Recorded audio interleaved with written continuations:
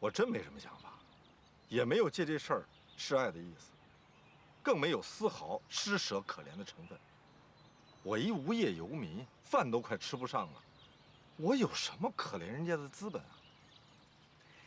一个豪情男人为了一个霞光女人，拔刀相助，两肋插刀，这不是什么想不通的事。我们也只能表示理解了。除了理解，还有感动。一个整天靠着啃方便面过日子的人，硬着头皮去借这么大一笔钱，为了给自己心爱的女人赎身。死厨子，赎身这词儿能乱用吗？对不住，老白，这的确够疯狂的了。你反复强调说，你没有爱上小梅，这话我现在还真不太相信了。有个事儿一直没告诉你们俩，我亲眼看见过江小美身上被她老公用烟头烫伤的伤痕，清晰无比，历历在目。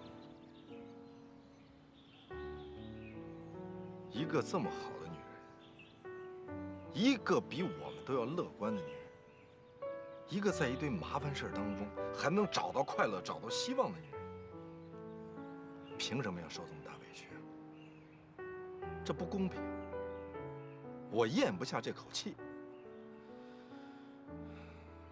这300万的想法，就是这口气顶出来的。说心里话，我挺崇拜小美这种坚强的，真的。虽然这种话有点矫情，可我就是这么想的。因为如果换作是我可能做不到她这样。我就是不愿意看着她痛苦下去，多一天都不愿意，多1分钟也不愿意。我就是要帮她，让她尽可能早的快乐起来。所以你们都别劝我，劝也没用。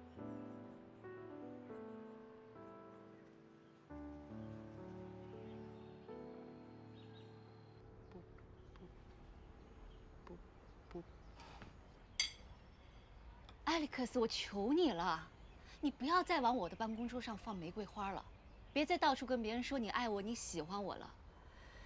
现在全公司的人见到我都会问我，这样很容易被人误会我们俩真好了。你注意影响好不好？我坚持对你的爱，这有错吗？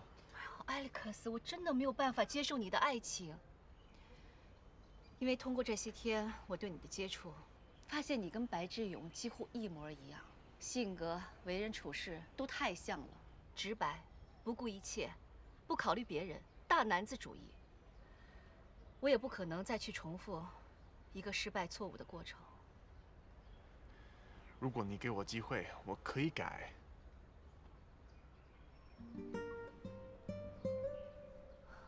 我可以改。这句话和白志勇当时我刚提出离婚的时候说的一模一样。中国有句老话叫狗改不了吃屎，你明白吗？你拒绝了我的爱情，还说我是狗。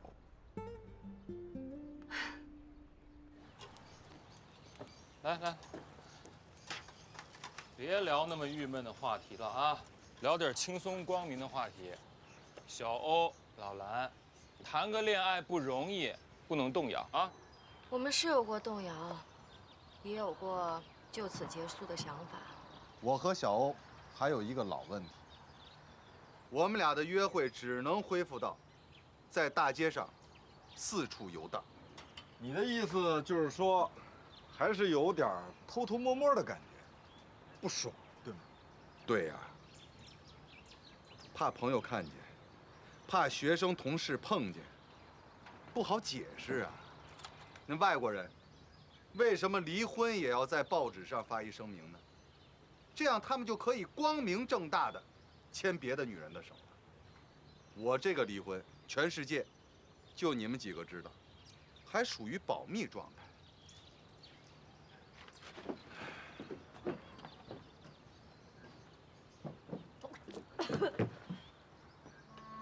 怎么了？啊？没事没事，别过来。怎么了？吐了？不可能啊，这鱼跟肉都是新鲜的。是啊，而且她也没吃什么呀。不会是怀孕了吧？老兰，不可能，我们一直坚持3不原则：不拥抱、不接吻、不上床，绝不可能。哎，是不是你喝多了不记得？我们俩单独在一起就没有喝多的时候。如果那也是别人的。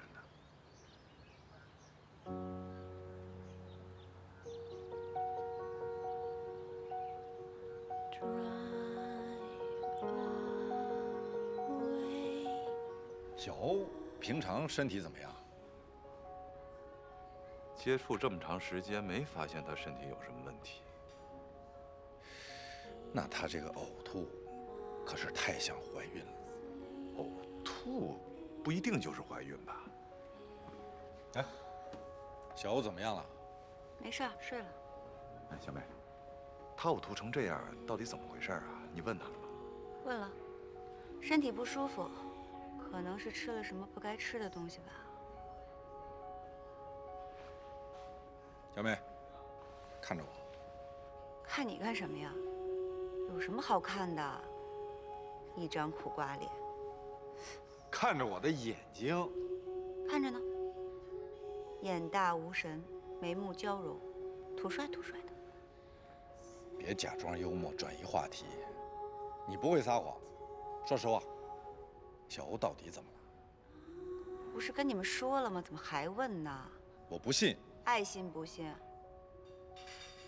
小欧，我们认识也1年了。他在情感上有没有前史之类的？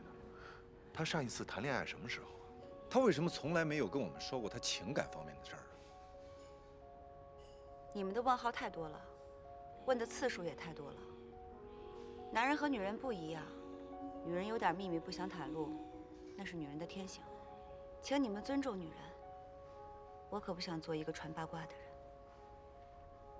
我们没有不尊重女人啊。小欧想让你们知道的时候，会告诉你们的。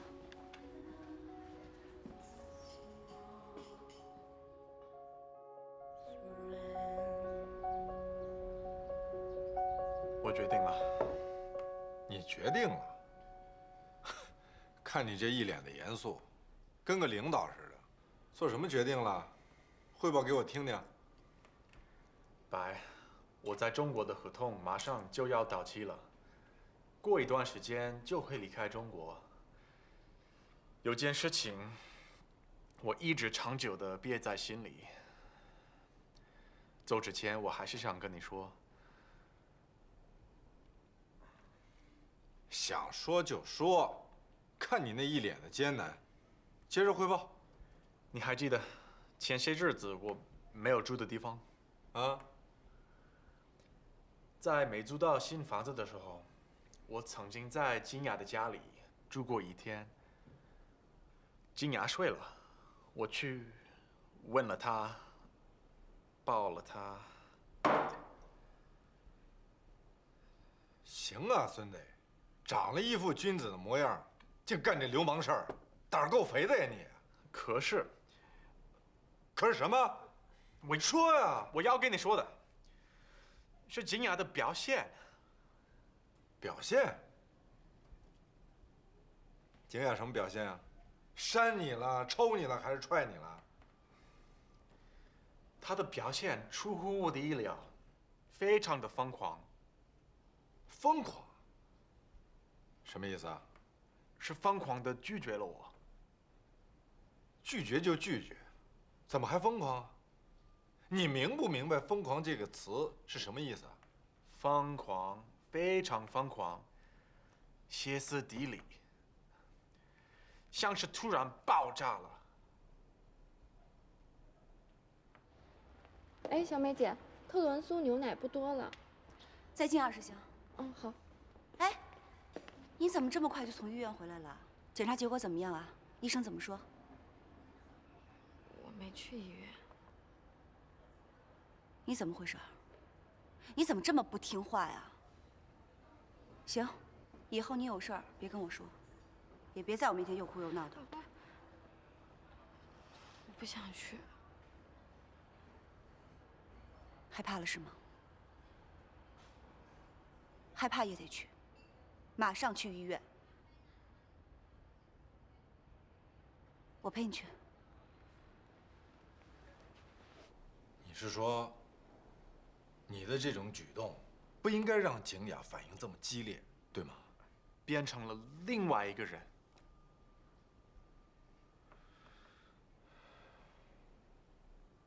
艾利克斯，你确定你没有粗暴和强迫的行为，从而让景雅爆发吗？哎，真的没有，我是很轻柔、很绅士。你跟绅士搭不上边儿。如果是这样的话，那景雅确实有点疯狂，我也觉得不太对，不至于啊。不过景雅跟我离婚之后，确实去看过心理医生。你是不是怀疑景雅精神上有问题？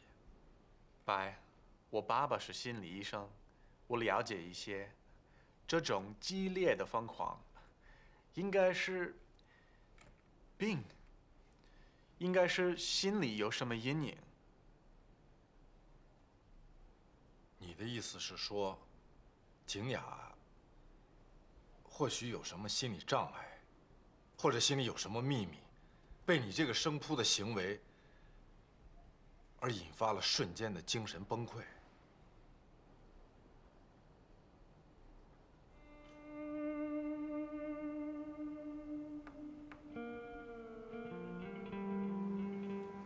这个埃里克斯分析的也对。如果他没说假话的话，景雅的反应确实有点出人意料。巡警都来了，按照埃里克斯的描述，他都歇斯底里、精神崩溃了。按照正常女人的正常反应，碰到这种事儿，最多就是义正言辞、大义凛然。少数女人还会沾沾自喜，毕竟被别人爱上了，自己的魅力得到证明了。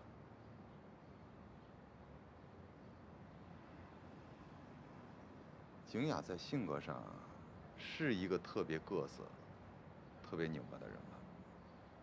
没有，绝对没有。我以前说景雅各色，是说景雅精神上有些洁癖，在心理上绝对没有。景雅还是一个非常开通、非常大气的女人，所以她有这种反应，我才疑惑。更年期？不对，岁数不对。受什么刺激了？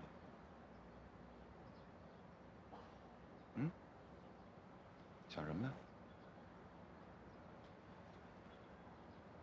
之前我们不是一直怀疑景雅强行跟我离婚的原因吗？嗯，我们不是一直怀疑她有一个瞒着我的秘密吗？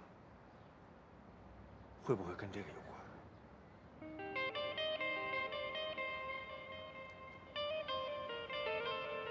这个埃里克斯也太无聊了吧！这种事情都汇报到你这儿来了，连歇斯底里、精神崩溃的这种词儿都用出来了。一个老外怎么这么八卦呢？埃里克斯就是对你的反应有点不适应，有点诧异。我也是。你也是。你也是什么？我也诧异。埃里克斯就是对你表达了他对你的爱意，你的反应不至于这么强烈吧？我应该微笑着、彬彬有礼地跟他说对不起，轻轻地把他推开，说抱歉。大哥，那是深夜，那屋子里只有我跟他2个人。你教教我，我应该怎么反应，怎么表现？怎么反应是你们女人的本能反应，不用我教你。我就是觉得你的这个反应不太对。我跟蓝天瑜聊起来，他也觉得你不太对。好啊，这种事情还去跟别人说，你还嫌我不够丢人啊？我就是觉得你这种反应有点奇怪，我让他帮我来分析分析。那分析出来什么了吗，大侦探？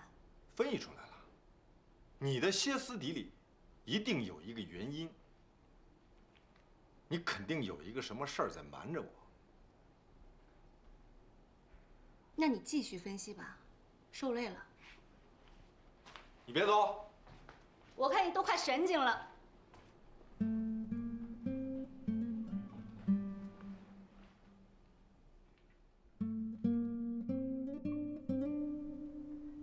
小磊，再过1个礼拜，法院就要开庭举证了。爸，什么叫举证啊？举证就是法官在判决之前，我们家和长哲叔叔家各自说出自己的理由，要抚养你的理由。法官可以根据这些理由来判决。明白了。爸妈不是说了吗？还不一定呢。赵律师也说了，咱们家胜诉的可能性还是会大一些的。那有没有这种可能，抚养权归长哲叔叔，我还跟你和妈妈留在中国这个家，我不去加拿大行吗？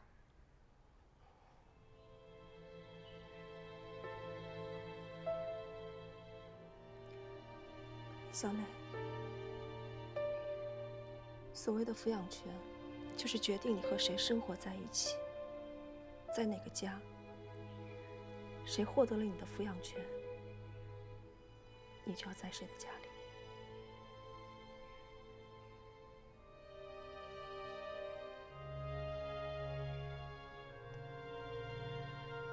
洗手间。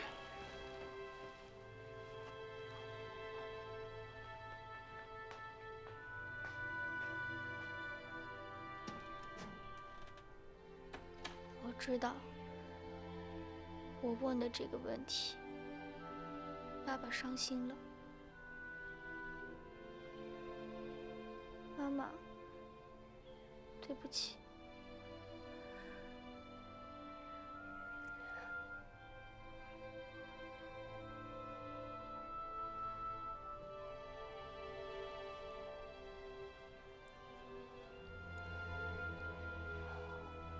不对，肯定不对。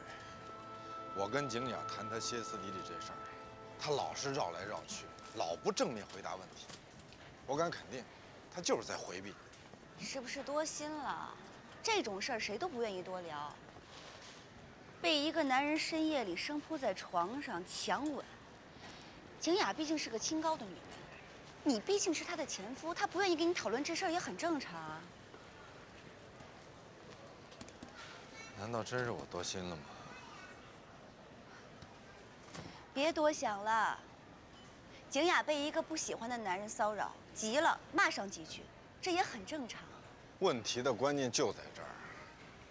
埃里克斯绝不是景雅不喜欢的男人，否则他也不会让她借住在他那儿。而景雅是一个情商、智商都正常的女人，埃里克斯喜欢她，他也知道。那么埃里克斯这个行为，至于让他那么歇斯底里吗？可怜的，你也快歇斯底里了。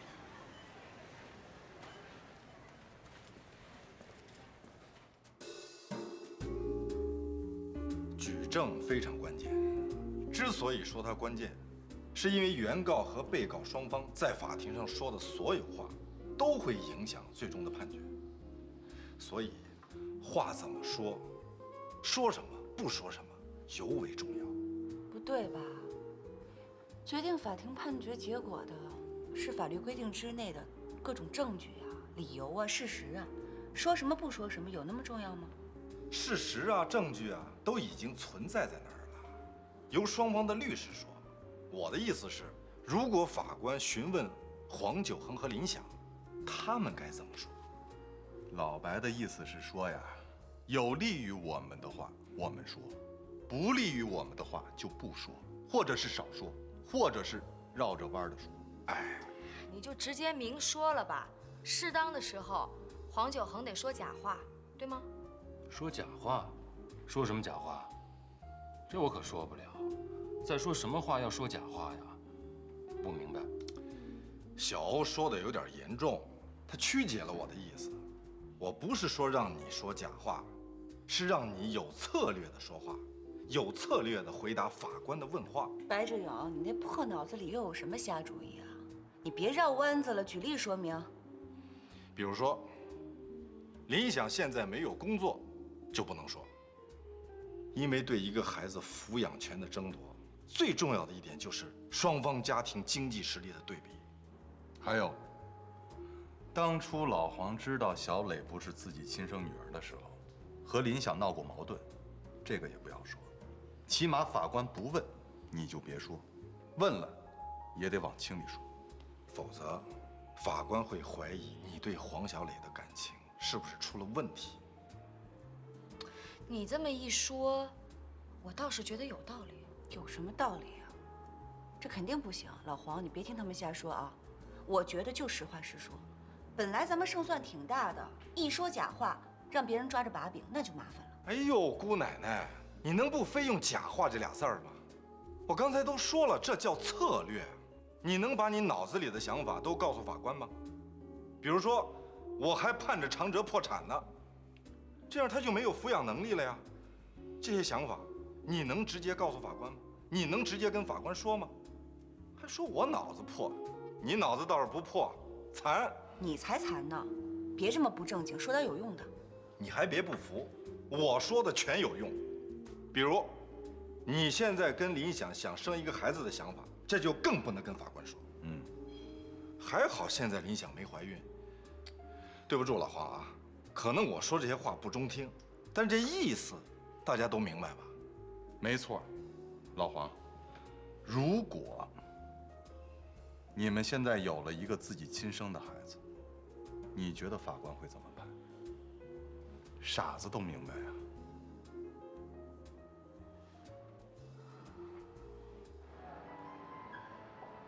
真快啊！马上就要回国了。这3个月比我感觉的也要快。什么时候你还会再来中国？你还想来中国吗？如果我再遇到一个像你一样美丽漂亮的中国女人，也许我还会再来。你和我，一个美妙的开始，一个精彩的过程。我以为这次来中国还会有一个美好的结局。不是每个故事都有结局，更何况是一个你期望的美好的结局呢？我明白。这次来中国，认识了好多朋友。回到美国可以回忆，有这样的回忆，我已经很满足了。但是景，你的故事还没有结束。你的故事还应该有一个结果。你不是喜欢中国的传统文化吗？我们的传统是这样理解的：有些故事没有答案，就是最后的答案；有些故事没有结局，就是最好的结局。我说的是白志勇。你和白还应该有一个更美好的结局在等着你们。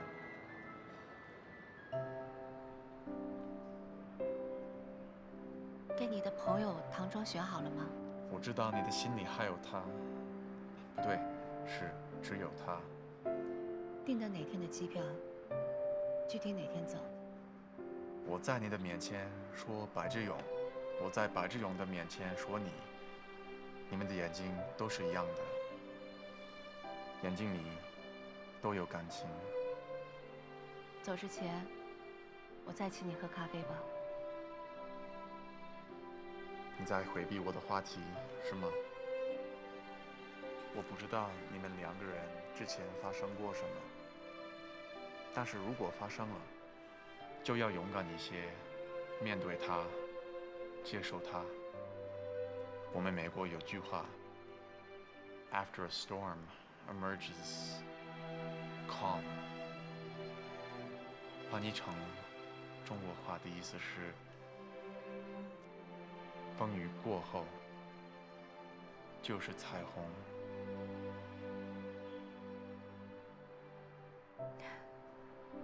这3个月，其实你还是有收获的，起码你的中文大有进步。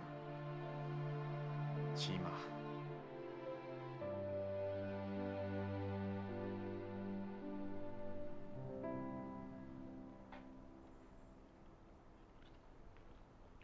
乐乐睡了。睡了。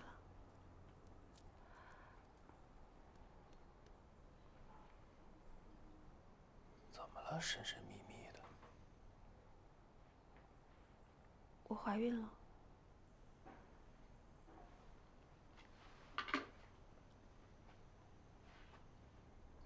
怀了？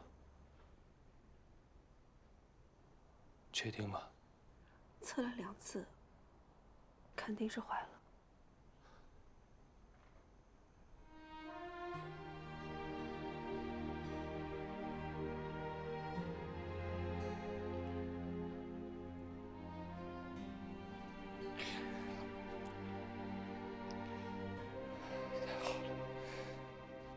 终于怀上了。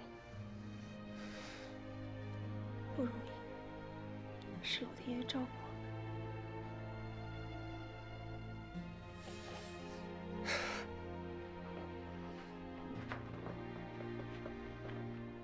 我告诉你啊，这就是天意。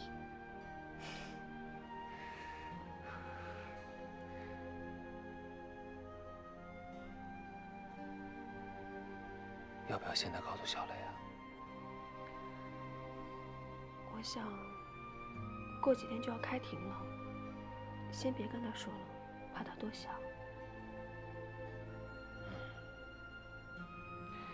那什么时候跟他说？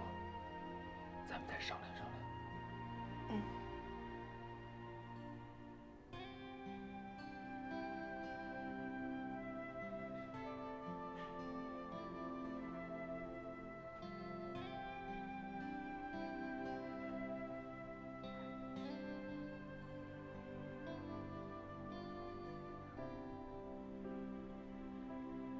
听老兰说，艾利克斯要回国啊？嗯，也就这几天的机票吧。那你能松口气了？我松什么气啊？别装傻，没人狂追景雅了，你还不松口气啊？他追他，关我什么事儿啊？不关你的事儿。那艾利克斯到你家去跟你说他喜欢景雅，你把他赶出门，还大骂他一顿干嘛呀？这蓝天宇怎么什么事儿都跟你说呀？怎么这么3八呀？婆婆嘴啊！这东家长西家短的事儿都是女人干的事儿。这蓝天宇什么情况？我什么情况啊？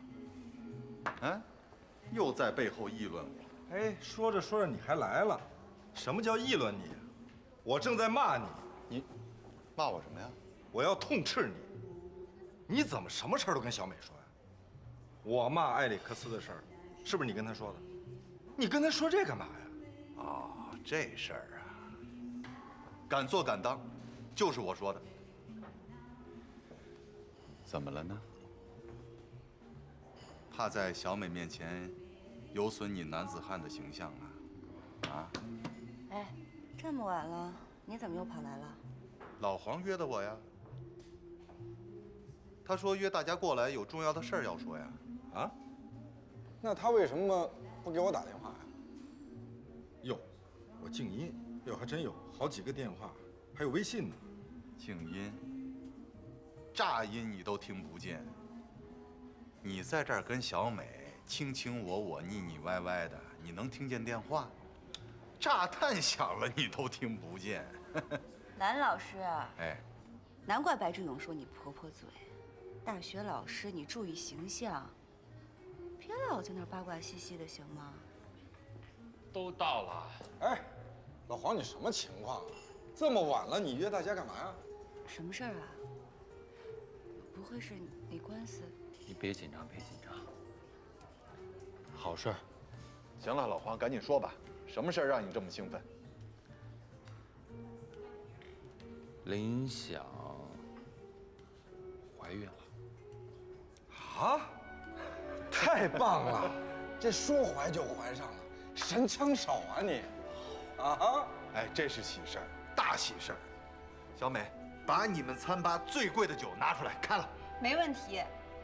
老黄，祝贺你！哎呀，祝贺祝贺，热烈祝贺！啊，彩票中奖了！中了，中大奖了！恭喜啊！谢谢啊！哎，你们今天的酒都算在我账上啊！谢谢大家，真的，谢谢大家。老黄，你乐昏了吧？你老婆怀孕了，你谢我们干嘛呀？啊，对呀。拿酒！哎，喝什么酒？最贵的呀。最贵的。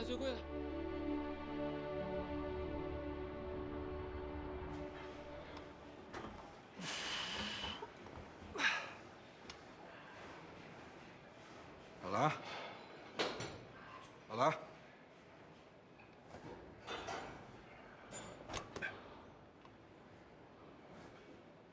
发什么呆呢？双眼迷离，无精打采。怎么了？我在想小欧的事儿呢。哎，你说他真的是身体不适吗？这2天没见着他，还挺想他的。小美说了，小欧身体好的差不多了，等你跟他见了面，直接跟他聊不就完了吗？哦，对了，今天我儿子生日，我前妻打电话，要请你和老黄到家里去吃饺子。不去。你儿子过生日啊，我跟老黄去瞎掺和什么呀？再说了，见你前妻啊，尴尬。去吧，我儿子肯定要来电话，你们俩在，我就不用对着我儿子演戏了。这段时间演得太累，去吧。那个小老外就这么走了？听上去你还挺替我遗憾的。哎，其实啊，我是不太相信，你跟这个外国小帅哥真的什么都没发生。我也不太相信，可确实什么都没发生。如狼似虎的年纪，你居然能忍住，真女啊！我听出来了，你是在讽刺我。我是佩服你。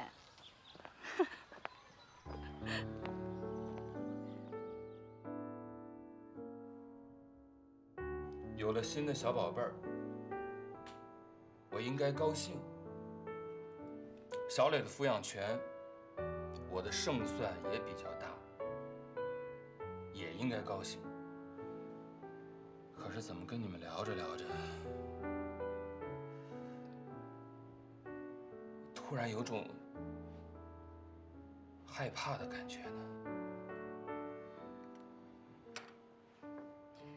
我能理解你的心情。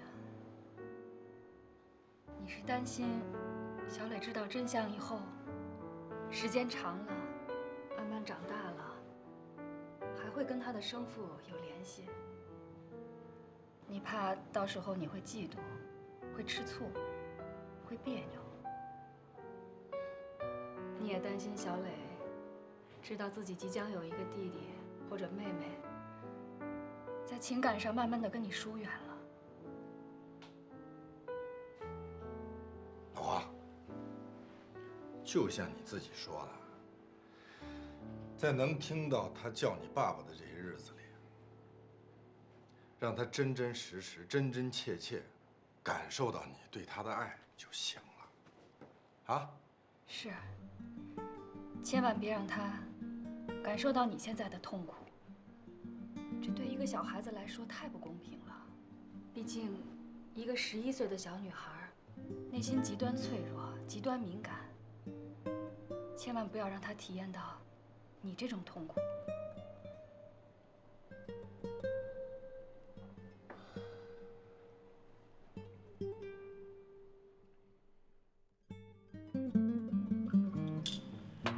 怎么样，钱借到了吧？没有。我也没借到。这各种媒体上天天说，中国人现在有钱人多了，遍地都是千万富翁、亿万富翁，也超过了美国。到了借钱的时候才发现，中国人有钱人还是少。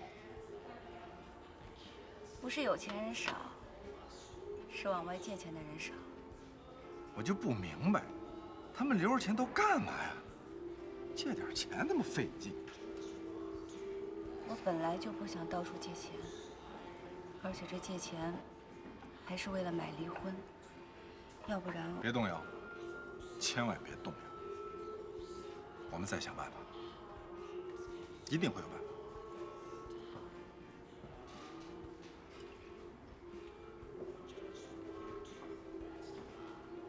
爸，好像上一次你们俩牵着我的手来散步，是很久很久以前的事儿了吧？是吗？那是爸爸不对。以后啊，咱们一家3口经常一块儿出来散步，啊？好呀。哎，对了，爸爸这2天准备了好多笑话，都特别有意思，保准你听了之后狂笑不止。待会儿回家，爸爸讲给你听。谢谢爸爸。跟爸爸这么客气。公园门口有个卖糖葫芦的，咱们一家3口坐在这儿吃糖葫芦，暖乎乎、甜蜜蜜的，多好！等着我啊！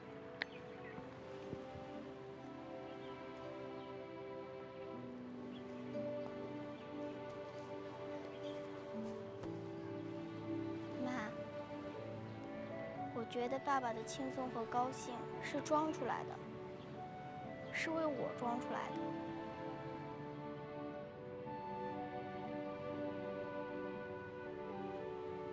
你放心吧，我是不会点破爸爸的。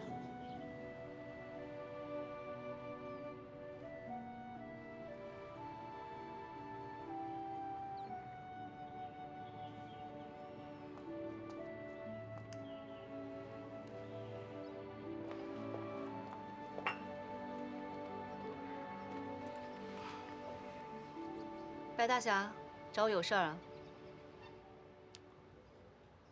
埃里克斯走了吧？走了，3天前就走了。哦，那是个好哥们儿啊。你来找我不是为了来表扬埃里克斯的吧？借钱，多少？我告诉你原因，不用。是江小美，她很难。白志勇，你不用告诉我借钱的原因。你说吧，借多少？她要跟她老公离婚，对方跟她要钱，一个很无耻的理由，叫青春损失费。如果她不同意，对方就会无休止地折磨她。借多少？对方要300万，江小美只有20万，还差280万。我很坦诚地讲，我出去借了一大圈了，1分钱没借着。但是，我真的想帮她，她很难。英雄救美。但英雄没钱，可我确实想帮她。你是一个40岁的大老爷们儿，不年轻了。你应该控制一下自己的情绪，而不是被情绪所控制。我知道你侠骨柔情，怜香惜玉，可你总得量力而行吧？借你前妻的钱，去帮助你暗恋的女人，你觉得我会同意吗？别这么多废话，借不借吧？我的存款全部加起来才40万，所以，我只能拒绝。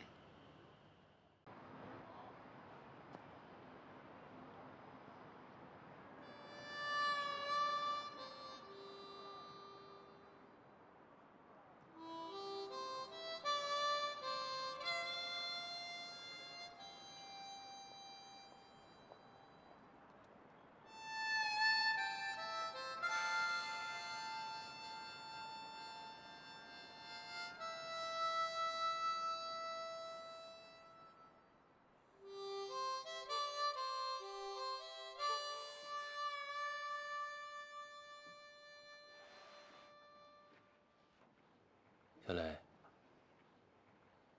还有3天就要上法庭了。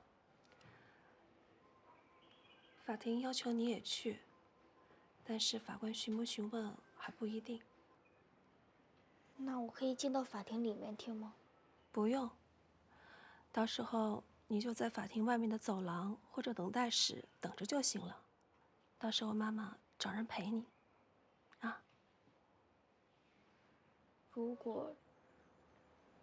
如果法官问我，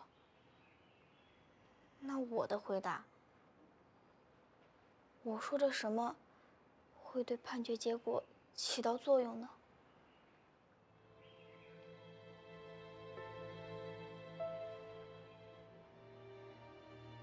我怎么说才会对咱们家有利呢？孩子，要说实话，无论是长哲叔叔那边的律师，还是法官，无论什么人问你什么话，你在回答的时候，都不要考虑怎么回答才能对爸爸妈妈有利，因为在法庭上是不能说假话的。你要记住，说心里话，说实话，好吗？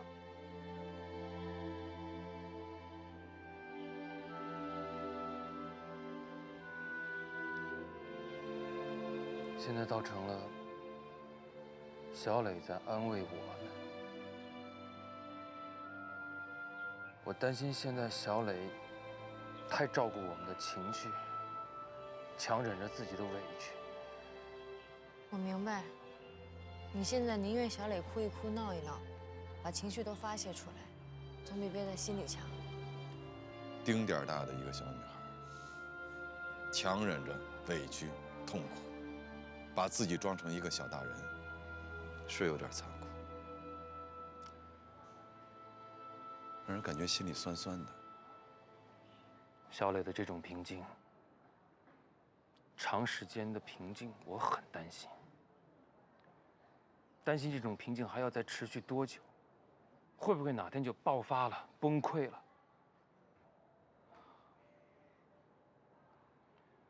想起来太让人心疼了。我说句严重点的话，黄九恒，你别在意啊。有一部分成年人，崩溃之前往往就是超级平静的。可小孩儿不至于吧？我刚才听老黄跟我描述了小磊的情绪状态，我觉得没什么问题，就是一个单纯善良的小姑娘，担心你和林想难受难过，提前成熟懂事了而已，真的。但愿吧。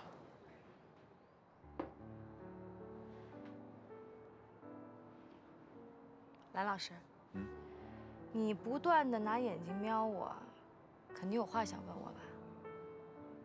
说吧。你这好几天没露面了。我问小美，小美死咬着说你身体不舒服，可我怎么总觉得这事儿有一种遮遮掩掩的感觉呢？对，小美也神神秘秘的，好像在帮着小欧遮掩着什么。不是好像，肯定是在遮掩着什么。我都知道你们在背后是怎么猜我的，猜我怀孕了，对吧？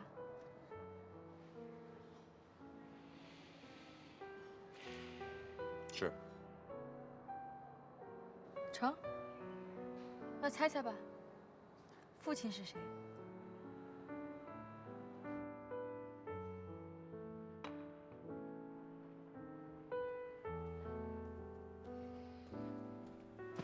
先生，请问您喝点什么？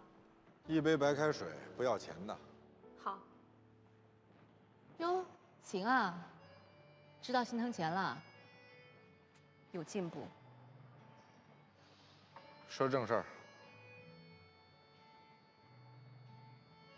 我想让你用最通俗的、最简单的话再跟我说一遍，为什么要替江小美借钱？怎么了？动心了，想借给我？告诉我，为什么？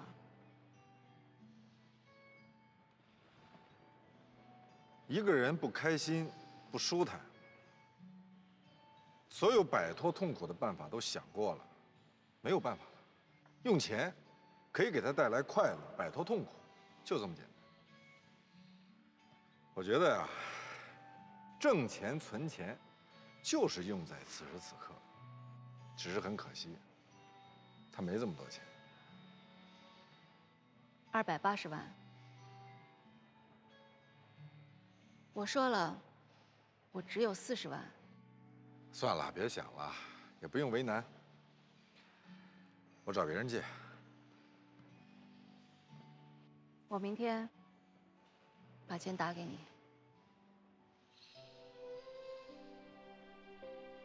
怎么了？不想借了？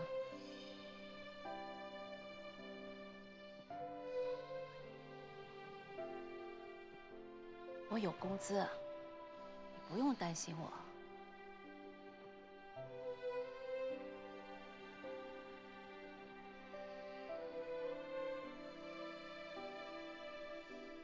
谢谢。先生，您的白水。哎，等一下，给我来杯扎啤。好的。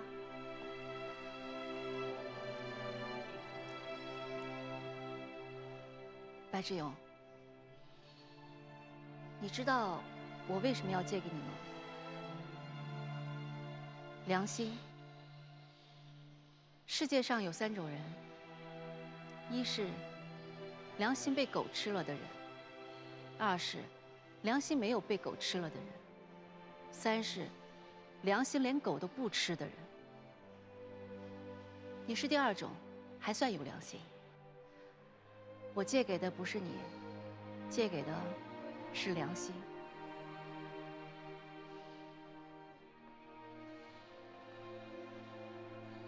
良心说：“谢谢了。”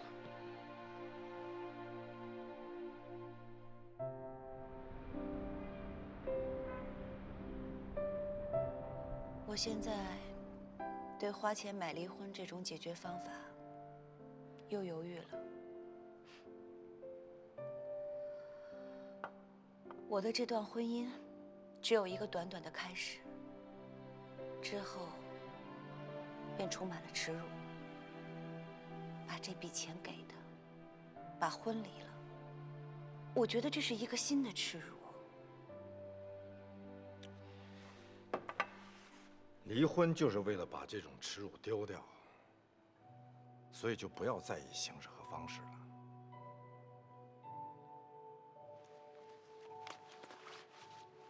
那，这是30万，先拿着。哪来的？别问了，没偷没抢。哪儿来的？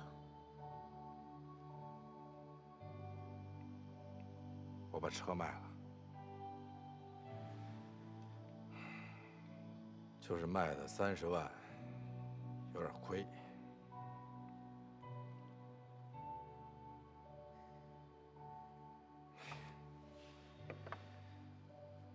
先把你的感动收起来。车卖了好啊，省油，省钱。这油费、保险加保单，够我半年吃喝的。正好拯救了我这穷光蛋。我现在天天出门，滴滴，省事儿，还省得找停车位了。白志勇，你要是个有钱人，你卖车，我一点都不会感动。可你现在是个穷光蛋，这车又是你的心爱之物，你干嘛？你这不是诚心让我感动吗？哎呀，别哭了，女孩子流眼泪很丑的。等你离了婚以后再感动，别犹豫了，先收着。还有，给我一个你的卡号，我又帮你借了一笔钱，40万。这30万，加上你的那20万，这是50万，再加上那个40万，90万，还差210万。我们再想办法，实在不成，跟那个王八蛋商量一下，看他能不能通融通融。哪怕先把这钱给他，剩下的210万给他打个白条，只要能把婚离了。你能告诉我，这40万又是哪儿来的？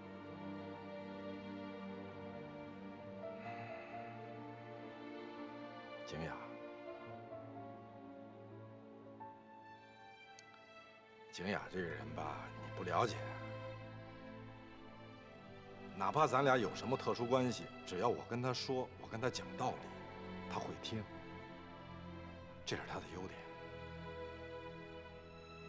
时常让我感动的优点。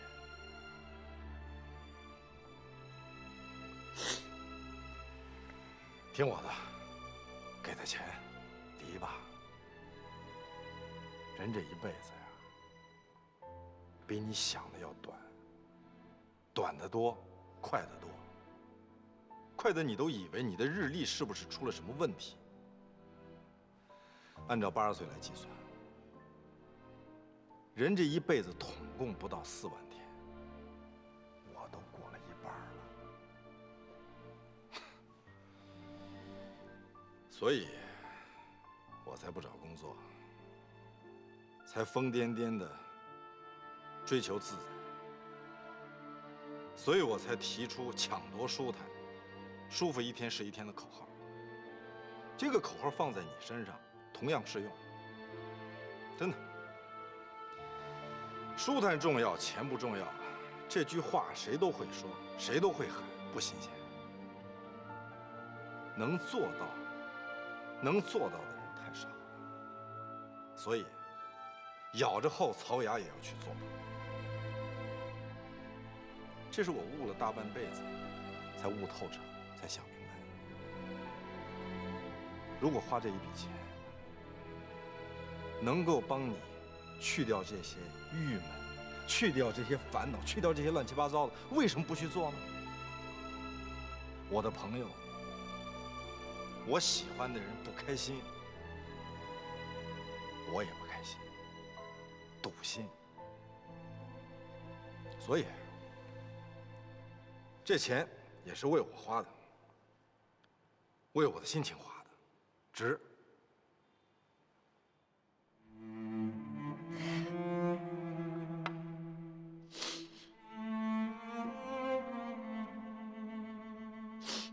不哭了，行吗？来，喝一杯。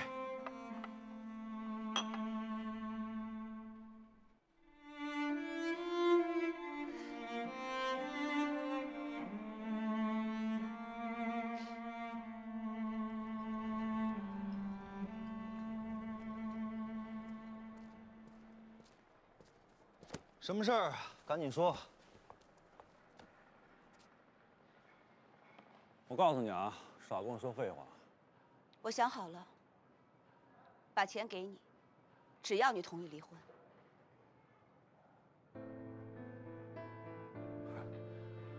看来你是烦我烦到家了。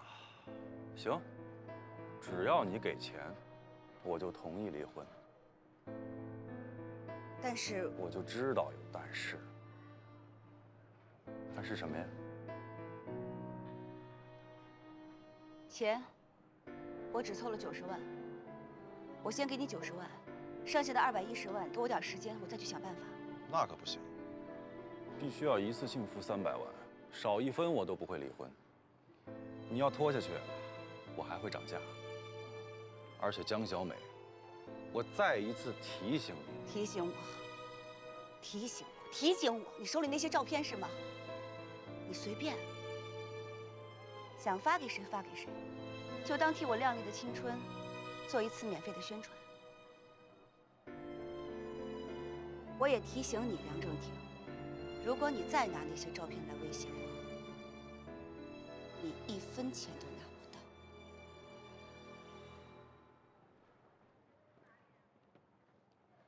他坚决不同意先给90万的方案，一点商量的余地都没有，还坚定地认为我一定是在搞什么阴谋诡计。这白志勇啊，疯狂的连车都卖了。这样吧，我也凑20万。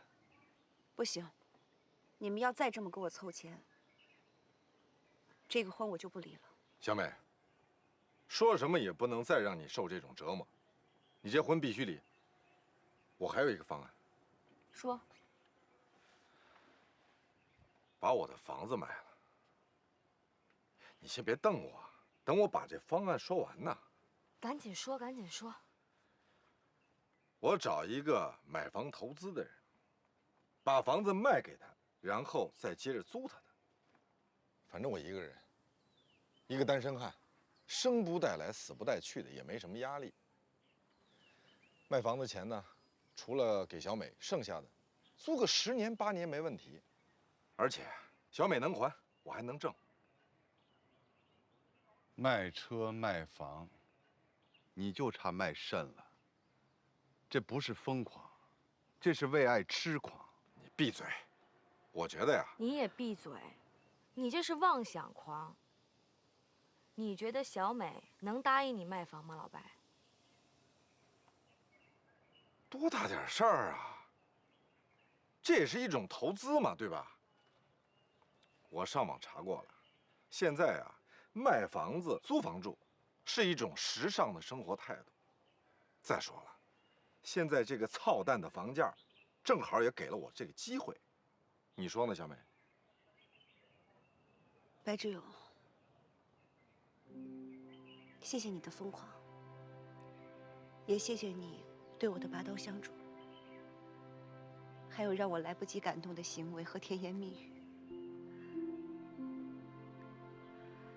我们4个人都是这个城市的第1代移民，我们都知道，在这个喧嚣浮华的都市里，有自己的房子意味着什么：踏实、安定、温暖。也都知道，租房住的那种漂泊感、恐慌感，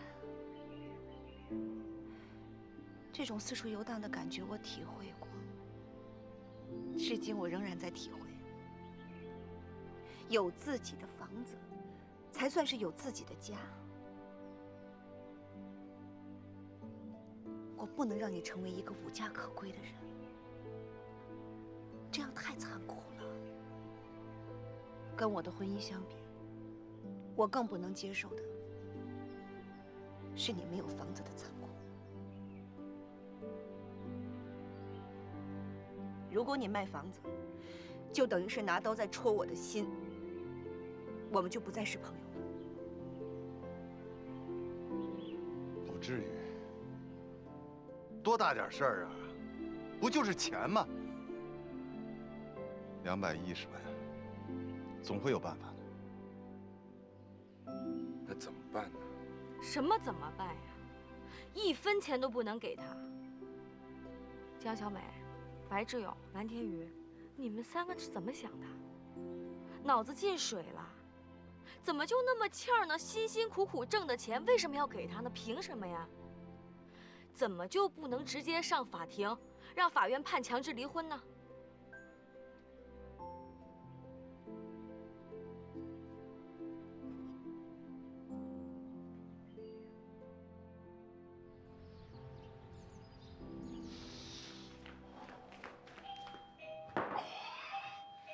进来，门没锁。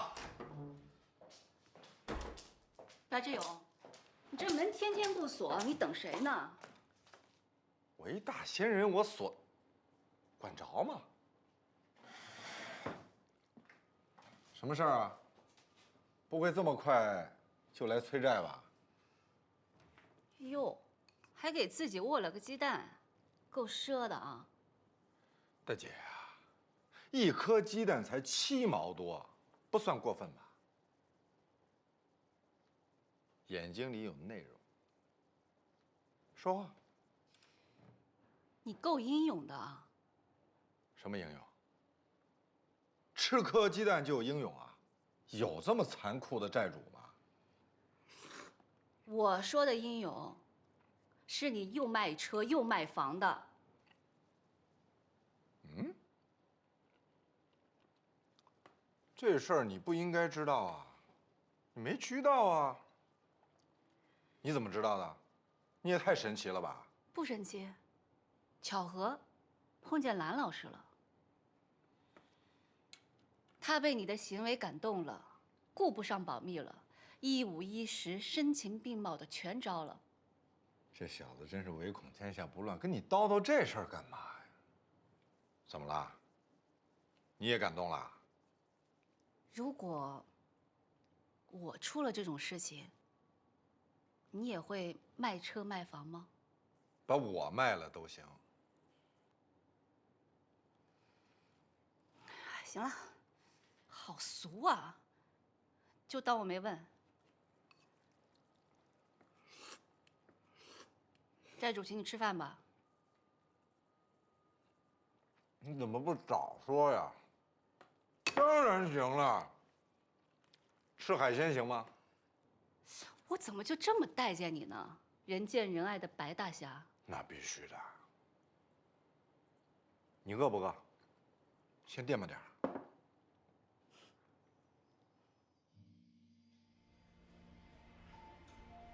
我不想再纠缠下去了，因为梁正廷有抑郁症的说法，法院不可能马上判离婚，所以，你是不是有什么办法？对啊，赶紧说说你的方案啊。我准备把餐吧卖掉，这是唯一的办法。你这个方案跟老白卖房子有什么区别吗？我坚决不同意。你这样做，你那个混蛋老公肯定躲在暗处偷偷笑呢，我都能看见他那张得意洋洋的狗脸。这条狗。是，我也看见了，那张狗脸上充满着得意，充满着恶毒。如果你做这个决定，就等于是完全按照这个人渣的设计在做。他早就在那儿等着你往套子里钻呢。我告诉你啊，有一种人专门以算计别人为生，很不幸，这人让你摊上了。对于这种人渣，我们是绝对不能妥协的。我们要斗争，要斗到底，就算动刀动枪也要跟他斗。我就不信了，一个吃软饭的伪男人还能这么为非作歹？你先别激动，在这一点上，我跟你们俩的看法不一样。用钱去挽回自己犯下的错误，去买回江小美的自由，有什么不可以呢？钱不就是用来干这个？白志勇，你天天骂别人弱智，你有没有考虑自己的智商啊？你上蹿下跳的鼓励小美交这300万，我本来就不同意。怎么就不能相信法庭的判决呢？哦，他说他抑郁了，法庭就不判你们离婚了？法庭是他们家开的吗？再说了，这么长时间都熬过来了，怎么就不能再等一段时间呢？小美，如果有这300万给他，能把这婚离了，我不反对。可问题是我们现在没有钱。你要卖餐吧，我坚决不同意。白志勇，你这个煽动者，赶紧发表意见。我也觉得卖餐吧是有点过分。我只是同意小美用钱买回自己的自由。卖餐吧这事儿是小美的个人决定，我也第一次听说。我也是实在没有办法，才想到这个方案。我明白你心里是怎么想的，这也是你们3个男人一直在追求的。过去、现在、将来，不是同等重要的，当下才是最重要的。我喜欢那句话：最美好的一天是今天。我不可能把我的快乐像赌博一样压在将来这2个字上，压在将来这个不可知、不可预测、虚幻的概念上。我也不可能寄希望于我这个丈夫将来会有什么改变，或者有什么良心上的发现。所以我只能把餐吧卖掉，凑足了钱，迅速把这个婚离掉。可是小美，你在旅行社的导游工作已经基本上不干了，这个餐吧就是你唯一的经济来源。这个美丽、温暖的餐吧，不仅仅是生意，它是你的家，是你的朋友，你的生命。你几乎所有一切都在这儿了。我当然知道，如果没有餐吧，我就什么都没了，生生的在我身上割肉。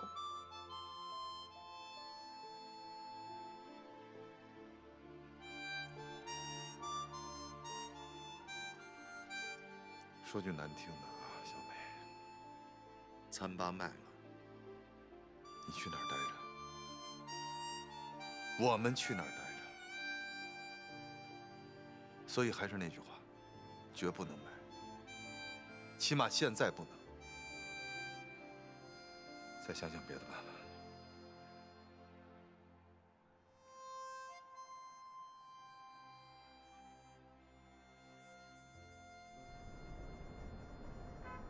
一见我面就借钱，说明你这个人很真诚，不虚伪。那你能不能真诚的、不虚伪的告诉我，能不能借给我这笔钱？好，我很真诚的告诉你，钱有，但是条件也有。不是孟非宁，你怎么还是这副德行啊？一谈条件就是钱，钱是你亲爸呀。我还真是希望钱是我亲爸爸。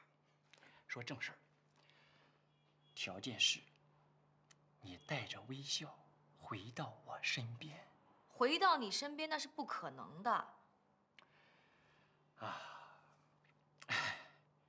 那我只能表示遗憾了。既然我德行没变，我就告诉你，对于没有偿还能力的钱，我是从来不借的。如果不借钱，能不能换一种方式？你把餐吧买下来，但是要让小美保留一定的股份。反正收购的价格肯定要大于小美借的钱数，因为她在外面已经借了一笔钱，急需要偿还。还有一点，经营权还是要交给小美。你给她开份工资，够她生活用就行。这笔买卖可以考虑，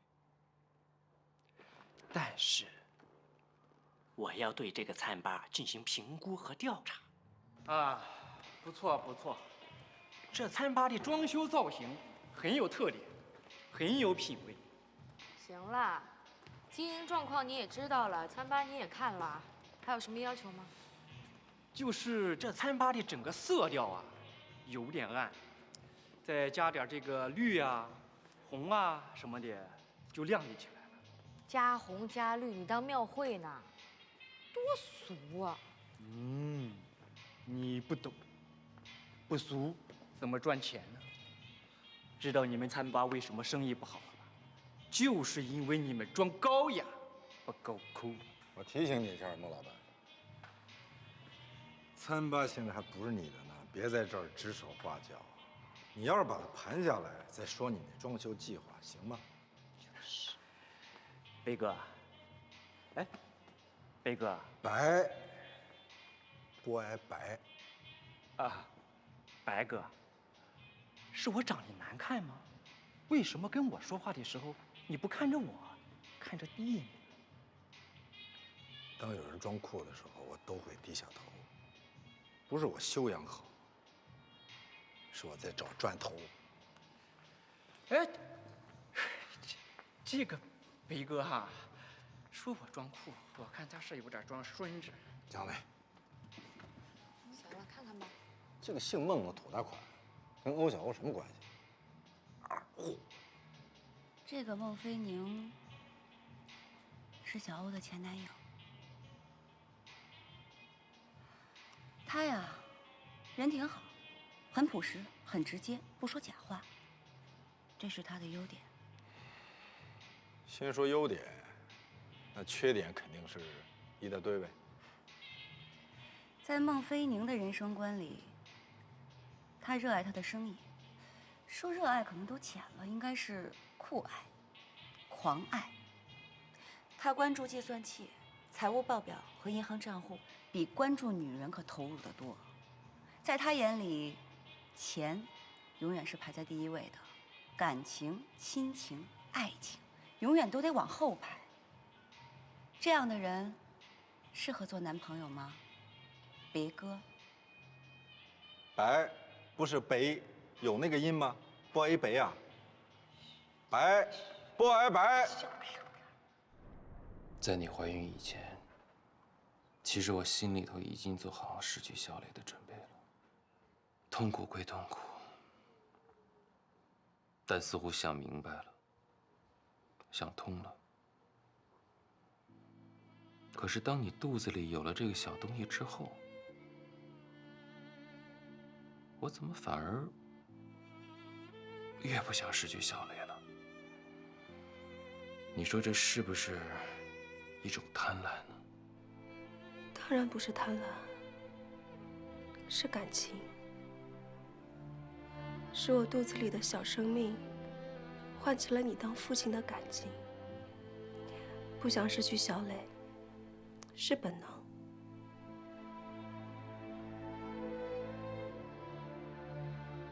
我现在又开始做梦，梦想着我们这场官司能赢，我们就有2个孩子，我都能想象到。小磊看着这个小东西出生之后的表情，他抱着这个小东西的姿态，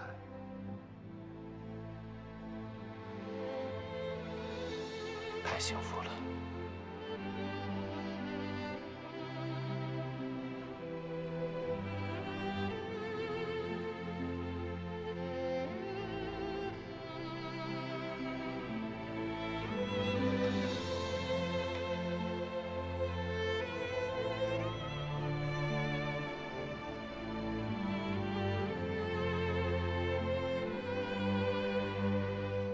挣钱，你是智者，但感情嘛，你是弱智。初恋无限好，只是挂得早。和你分手之后，我下了个决心，一定要找一个超过你的女儿。不蒸馒头，争口气。所以我很勤奋。这些年，我曾经和若干女孩若干次的擦肩而过，衣服都擦破了，肩膀都擦秃噜皮了，也没擦出半点火花。但是，我相信一句话：船可以暂时停泊，帆却不可以停止寻找方向。其实，在情感上，只要心还愿意攀登，就没有到不了的高度。有你要相信我，我有一筐的愿望，肯定能等到那颗属于我的流星。不是，你以前说话是这样的吗？这什么乱七八糟的呀，跟背书似的，一套一套的。听出来了，我昨天晚上在网上搜了些词儿，刚背的。看来功课做的不扎实，没能感动你。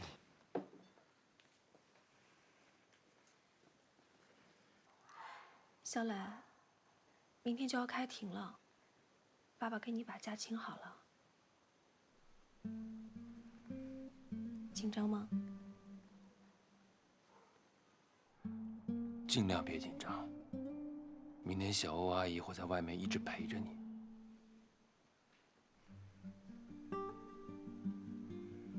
妈，我有个要求。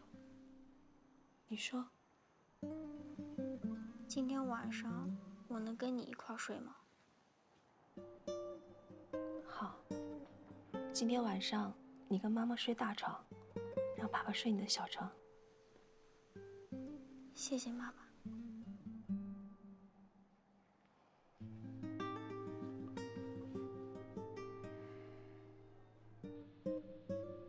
我之所以提出要求归还黄小磊抚养权的理由，有以下几点：一，加拿大的教育水平高，孩子会获得一个良好的教育。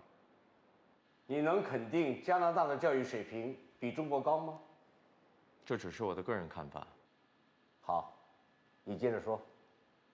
二，黄九恒在知道自己不是黄小磊亲生父亲的前提下，还撒谎欺骗女儿和亲生父亲，人品不好，会对孩子的心理成长造成不利。黄小磊年龄还小，把这种事情告诉孩子，当然需要一个过程。请对方不要用撒谎和欺骗这种词，这有恶意重伤的嫌疑。你不可能在加拿大生活了10几年，就把这2个汉语词汇的意思给忘了吧。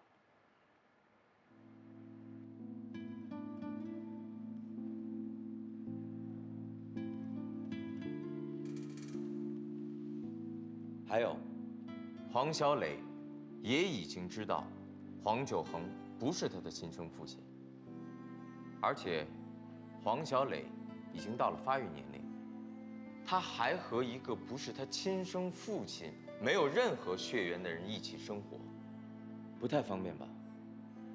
所以我很担心，这种人物关系也会对孩子的心理成长造成不利。第四，从我们双方的经济条件来看，我们的确会好一些。林祥只不过是一个普通的工薪阶层，而黄九恒不过是一个给别人打工的厨子，收入不高。常先生，请你说话礼貌一点。你打断我说话，你觉得你很礼貌吗？请你告诉我，我哪点不礼貌了？什么叫给别人打工的厨子？什么叫收入一般啊？我难道说的不是事实吗？一个厨子能赚多少钱？请原告注意，你说话的确有不礼貌的地方。黄九恒是1级高级技师，厨子这2个字的确有轻视的语气。不要再纠缠这个问题了。黄九恒的收入我应该比你清楚。接着你的陈述。基于以上4条理由，请求法庭把黄小磊的抚养权判给我，孩子的亲生父亲常哲。休息15分钟。要不要黄九恒和林想多强调一点感情上的内容？这样会不会对未来的判决有利啊？法庭是不承认感情的，只承认事实和法律条款。不过也没有关系，想说什么就说，只要法官不打断你。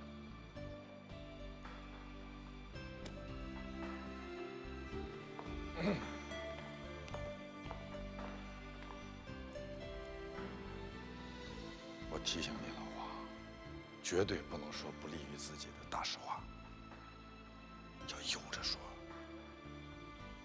记住没有？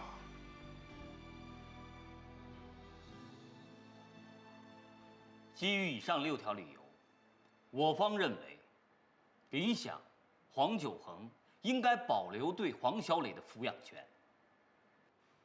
被告方还有什么要说的吗？没有了。有，我想说几句。请讲。在我最难的时候，也就是在我知道黄小磊不是我的亲生女儿之后，我遇到了2位朋友，2位心地善良的朋友。他们和我一样，也是因为家里的事情，也不开心。我们为了摆脱这种活着难、死不了的痛苦，